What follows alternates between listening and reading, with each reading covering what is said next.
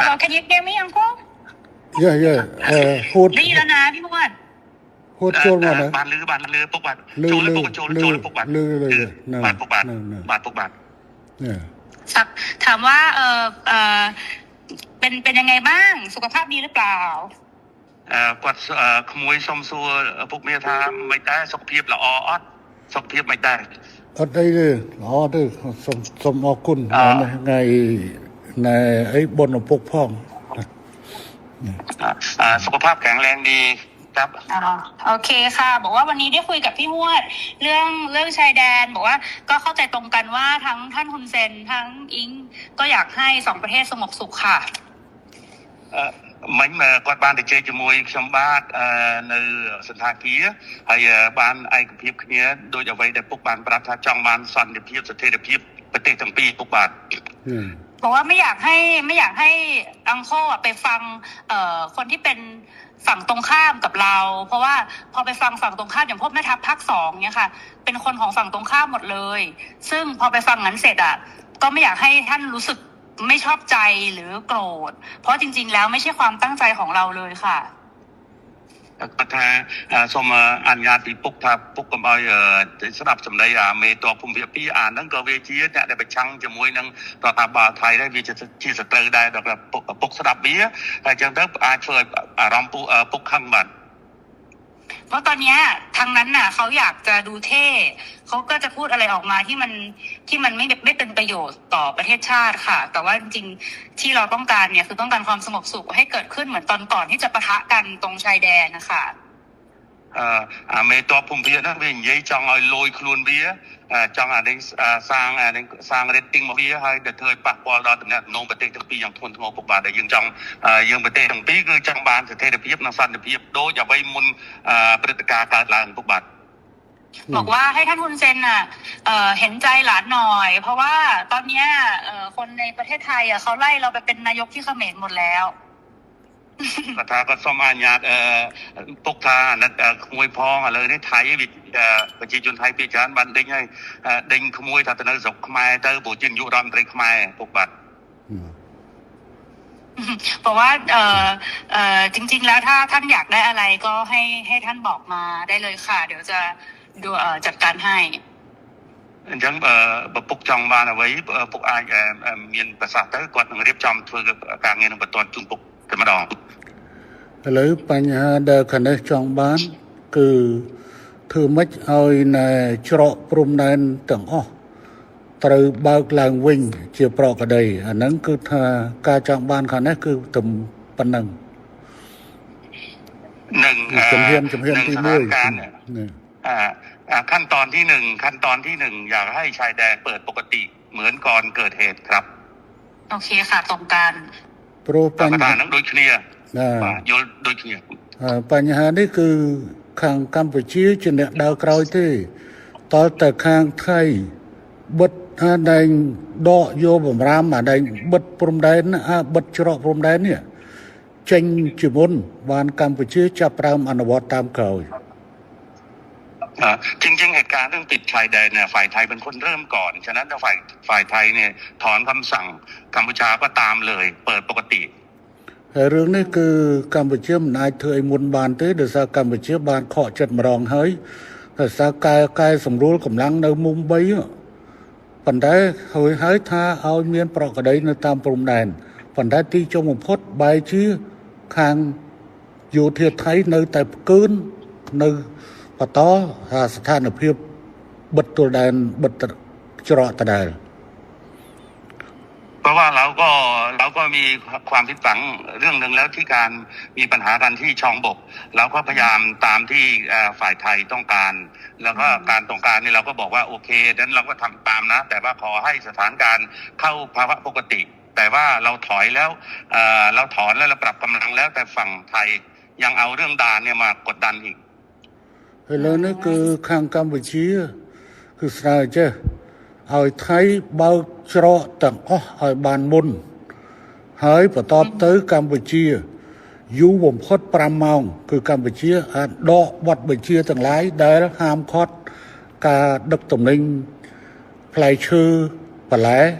ចូលកម្ពុជាគឺថានឹងដក บอดบัญชีนังเจง ฉะนั้นท่านสมเด็จอยากให้ท่านนายกช่วยให้ฝั่งไทยเนี่ยถอนเรื่องการปิดด่านถ้าถอนปุ๊บฝ่ายกัมพูชาจะถอนเรื่องการห้ามสินค้าเกษตรนำเข้าอะไรทุกอย่างก็ถอน คือตอนนี้ค่ะ คือ ตอนนี้พี่หวดคือรัฐบาลโดนโจมตีหนักมากนะคะเพราะว่าพอตอนที่ท่านสมเด็จออกมาพูดกับท่านฮุนมาเนตอะที่บอกว่าจะตัดน้ำตัดไฟอะไรอย่างเงี้ยค่ะคืออันนั้นต้องขอโทษด้วยเพราะจริงๆอะต่างประเทศอะเขาแค่รายงานขั้นตอนว่าถ้าเกิดเหตุการณ์ต่อไปประเทศไทยจะทำยังไงคือเหมือนอธิบายขั้นตอนให้ฟังไม่ได้บอกว่าจะทำแต่ตอนนี้เหมือนกับเรื่องตัดหนังตัดละครคือทำทุกอย่างหมดแล้วเนี่ยจริงๆน่าจะให้มันโอเคทั้งสองฝ่ายค่ะเหมือนเราต้องพูดพร้อมกันว่าเราตกลงร่วมกันแล้วรัฐบาลคุยร่วมกันแล้วว่าจะเปิดทุกอย่างให้กลับมาเป็นปกติได้เหมือนว่าจะเอาเป็นอิงกับคุณมาเน็ตก็ได้หรือยังไงก็ได้เนี่ยเหมือนกับว่าเราได้คุยร่วมกัน แล้วก็ทั้งสองฝ่ายเนี่ยอยากให้กลับมาเป็นเหตุการณ์ปกติแบบนี้ค่ะมันก็จะโพสใช่ไหมนายกอิงอยากให้โพสใช่ไหมให้นายกโพสว่าผู้นำขอได้คุยกันแล้วอยากให้ใช่จะพูดจะยังไงก็ได้แล้วให้ท่านคุณจะแนะนำก็ได้ค่ะแต่ว่าเหมือนกับว่ามันต้องเป็นการตกลงร่วมกันนะพี่พวดเพราะว่าตอนนี้อิงกำลังโดนหนักมากเลยค่ะก็ถ้าอะไรนั่งสถานการณ์ไทยนั่นคือไฟกลางประเทศให้ขนมจุดน้อยมุ้ยก็สมมาไฟโตปีปกได้แต่เนี่ยน้องเปียกสงครามบอตี้เนี่ยยืนจากกัดเพลิงจากอินเทอร์เน็ตเนาะนั่งคือทางอยู่ที่กี่มีกลุ่มได้แต่แบบไฮการ์ดเชียร์นอร์เมียนปัญหาจุดน้อยมุ้ยจุดน้อยปีจุดน้อยใบดังให้ดังยัยถ้าเธอปากว่านั้นก็กดสมตัวพ่อหรือน้องออดเมียนเนี่ยขนมกลุ่มนั้นแต่เธอเบียบนังเตะปัญหาเลยนี่กดทักกดสมบอกปุ๊บฐานนั้นกดพ่อเลยนึกน้องบัตรคือไฟกดเหมือนเต้นกดจังเอาปุ๊บหรือก็ปุ๊กนายนอมสำนักจะไปได้โดยจะกอดฐานแล้วเมนลองตัวปีบ้านนี่ยัยเนี่ยหายจากจังเอาเธอสมรู้สกิปก้าเอาบ้านมุ่นแต่มีปฏิการเนาะเอาปลอกระไดหลังไว้หน่อยไปได้ซอกปฏิทั้งปีปุกบาทปันเดข้างในจังบ้านนะจังปันเดข้างโน้อัดผมเธอข้างโน้เนี่ยข้างในมันเหมือนเนี่ยบัดตัวแดนที่ข้างไทยเนี่ยบัดตัวแดนเหตุให้บ้านข้างโน้มันเปิดบ้าให้อัดจำใบทรงชมที่นั่งการนาตการโน้สมรู้คือข้างนายกรัฐมนตรีคนมันนั้นคือนั่งสมรู้ตามเขาบาทตุกบาทจริงๆเนี่ยท่านเนี่ยเป็นคนที่อยากได้เรื่องเสถียรภาพมากท่านนายกแต่ว่าทหารเนี่ยมันมาปิดด่านก่อนอะไรก่อนนะมันเริ่มต้นก่อนกดดันก่อนฉะนั้นต้องคุยกับทหารพร้อมไหมในการเปิดด่านพร้อมค่ะทั้งนี้ตามหมดทั้งนี้ตามทั้งนี้ตามหมดฮะทั้งนี้ตามหมดเลยท่านคือเราเปิดให้อยู่แล้วพี่พวดแต่มันต้องเป็นการบอกว่าเราตกลงร่วมกันว่าเราเปิดไงพี่เพราะถ้าไม่อย่างนั้นพออิงพออิงยอมหมดเนี่ยอิงก็คือจะโดนเพราะว่าคือเพราะตอนนี้มันเลยมาถึงเรื่องก่อนด่าแล้วว่าค่ะปัตสมปุงมวยจ้ะแต่ซาแต่เบิดซาการในแต่ไทยเปิดไอ้เจ้าอดเบียนทางการแต่จริงเนี้ยในทางสังคมไทยนั่งเวียกันเอาไว้แต่ทั้งใส่กับผมเข้ามาโดยไปกับพีเจก็ไงก็จังทำยันถ่าแล้วเมย์นั่งจับเราอยู่ที่หายิงให้เปิดให้คงนู้นได้ปุ๊กเปย์แต่จำเราเมื่อรำแต่การพีเจภาษาปุ๊กไอ้เบียบมวยอิงกดทางกดจองตัวดำที่หาแต่เจหาจึงกุ๊กแต่เจติดเต๋อให้ปลอกกระไดไปดอยไปแต่ดำพุ่มท้ำติดจริงครับอัดเตะขาในอัดจอจ่าเตะขาโน้เนี่ยประเดิมขาโน้เนี่ยประกาศไปเนี่ยฮะให้มาเอาจังเลิกจังมุกเลิกมดคลุนให้ดำใบเอาแต่ละเอาขาในอัดบานนี่อัดจอจ่าได้เรื่องนึงคือขาโน้ตรเครื่องมันตำรองคือขาในอัดจอจ่าเตะปันขาในสัญญาท่าขาโน้อ่านวัดดอกบอดบัญชีขนมกาบัดตัวแดนให้คือขาในอย่างยู่ประมาณกลอยขยมถึงนี่กัดกวาขยมกวาดเจ้านะบาทอย่างนี้นายกท่านนายกเองว่าท่านเนี่ยไม่อยากมีว่าการเจรจาเรื่องปิดด่านเพราะว่าไอ้ปิดด่านเพราะว่าทหารมันเริ่มก่อนทางที่มาหลอกเราให้เรานะปรับกำลังแล้วบอกว่าสถานการณ์ต้องเข้าปกติพวกตอนที่ปรับกำลังในช่องบกเนี่ยคุยกันเรียบร้อยบอกว่าถ้าปรับตรงนี้เสร็จเรียบร้อยนะทุกอย่างต้องจบทหารครับจบครับแต่ไม่จบเนี่ยปิดด่านก่อนอันนี้เหมือนตบหน้าอันนี้ขอให้ท่านนายกพิจารณาด้วยเรื่องเนี้ยขยมยุลขยมมันนัดปัญหาขยมมันอาจยกพอประโยชน์เชียร์บอกขยมตัดดอดูจมวยนังการอบอ่านเคลียร์บานที่โปรนี่คือเชื่อมกงอดบอกปฏิกรรมไปเชื่อเรื่องไซเดอร์ถือเอาปฏิกรรมไปเชื่อตัดจอจ้าแต่ไม่บางชะพวกคลุนไอ้เนี่ยบัดคลุนไอ้ถือคลุนไอ้ตื้อเพราะว่า ท่านเนี่ยเป็นลูกผู้ชาย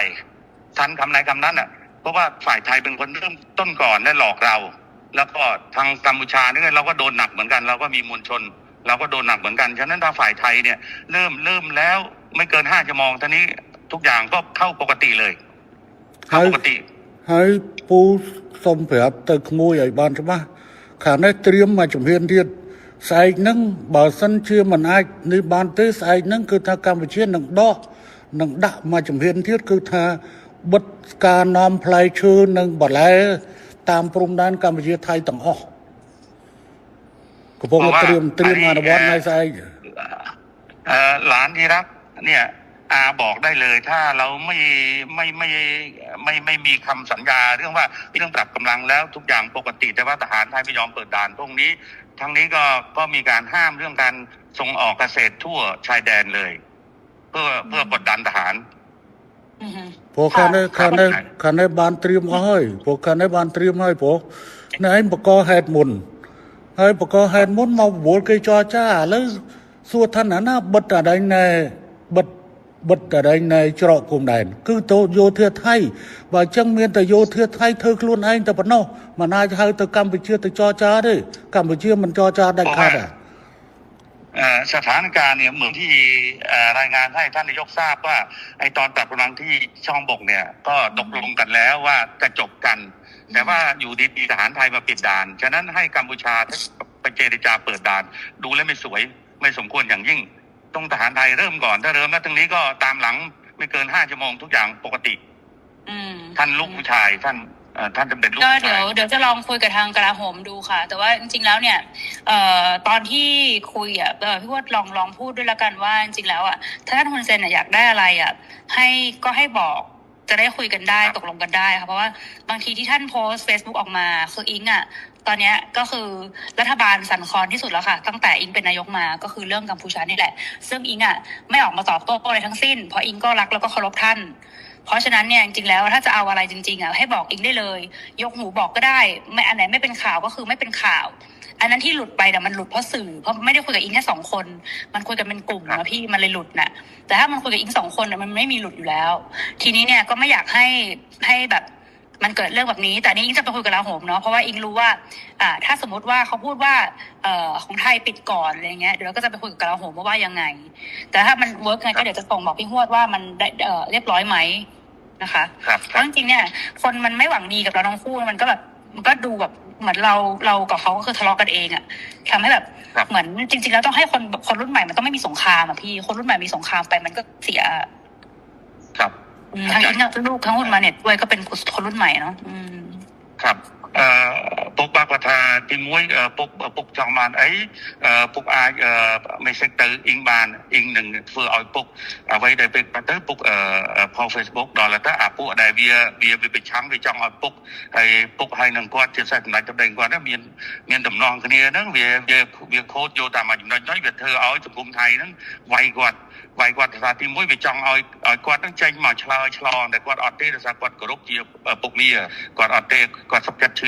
ឈឺចោះឲ្យវាវាយចោះអានោះហើយបានគាត់ថាសុំពុកថាលើក្រោយចង់ដាច់ទៅពុកចង់បានអីអាច message គាត់មុនហ្នឹងគាត់បានប្រាប់តែថាប្រហែលជា3 ថ្ងៃទៅគាត់នឹងទៅថ្វាយគុំរីការឿងតបថ្ងៃហ្នឹងពុកបាទ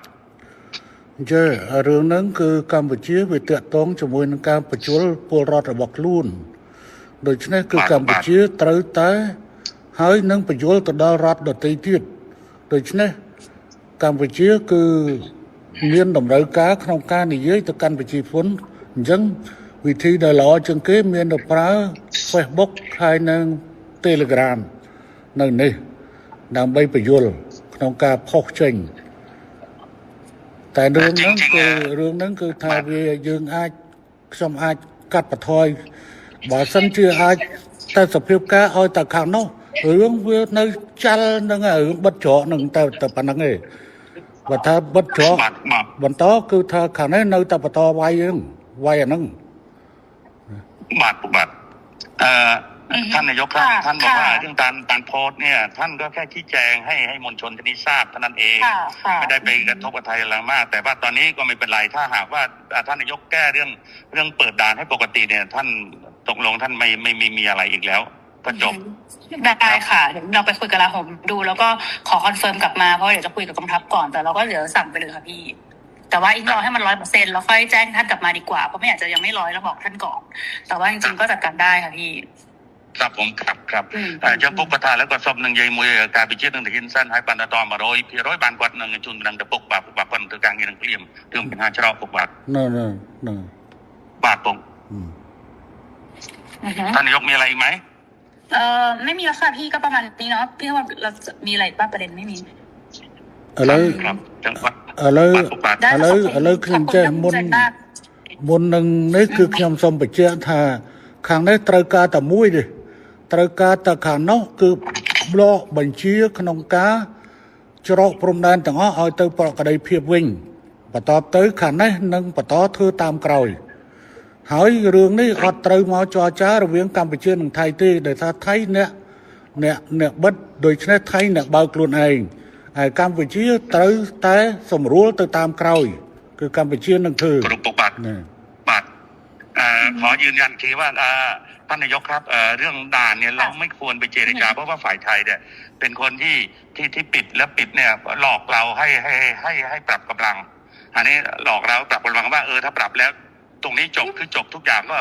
เข้าภาวะปกติแต่ว่าอยู่ดีๆทหารไทยมาปิดด่านฉะนั้นทหารไทยเนี่ยก็ต้องยกเลิกการปิดด่านถ้าปิดปั๊บเขมรก็ตามหลังเลยก็ตามที่เดิมทุกอย่างก็เข้าภาวะปกติไม่มีอะไรแล้วค่ะพี่พรโอเคค่ะครับผมใช่ค่ะแล้วก็เดี๋ยวแล้วยังไงเดี๋ยวอิงจะรีบแจ้งทางพี่พจน์กลับไปนะคะว่าเป็นยังไงบ้างครับก็ถ้าเป็นอะไรก็ធ្វើការងារនឹងមកហើយនឹងគោរពនៃការជូនពុកវិញបាទពុកបាទខ្ញុំរងចាំท่านสำเร็จรอท่านนายกแล้วแต่ท่านเรียบร้อยเมื่อไหร่ครับนะครับได้ขอบคุณมากค่ะขอบคุณท่านสำเร็จด้วยค่ะ